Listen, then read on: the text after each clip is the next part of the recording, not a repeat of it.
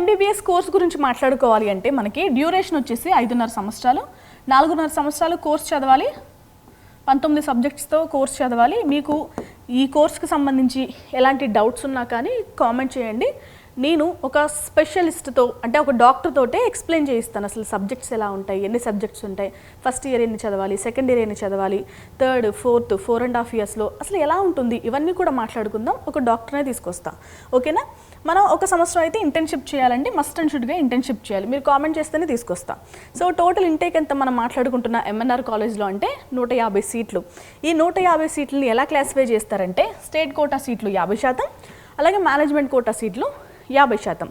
State quota సీట్లు వచ్చేసి 75 సీట్లు, మేనేజ్మెంట్ కోటా సీట్లు 75. కానీ ఈ మళ్ళీ మేనేజ్మెంట్ కోటాను ఎలా క్లాసిఫై చేస్తారంటే category B, category C. Category బికి వచ్చేసి 35% అంటే 52 సీట్లు, కేటగిరీ సి ఎన్ఆర్ఐ కోటా కదా 15% అంటే 23 సీట్లు, ఓకేనా. సో ఇది క్లాసిఫికేషన్. ఇక ఫర్దర్ డీటెయిల్స్ కూడా చూద్దాం. మనకి ఎంఎన్ఆర్ మెడికల్ కాలేజ్ సంగారెడ్డిలో ఉందన్నాను కదా. ఈ కాలేజ్లో చదువుకోవాలి అంటే ఎంతెంత ఫీజులు అవుతాయంటే కేటగిరీ ఏ వాళ్ళకి ట్యూషన్ ఫీజు 60,000, కేటగిరీ బి వాళ్ళకి 13 లక్షలు, కేటగిరీ సి వాళ్ళకి వచ్చేసి 2 టైమ్స్ ఆఫ్ కేటగిరీ బి అంటే 26 లక్షల వరకు ఖర్చు అవుతుంది. నేను చెప్పినవన్నీ కూడా ఓన్లీ ట్యూషన్ ఫీజులు మాత్రమే, ఓకేనా.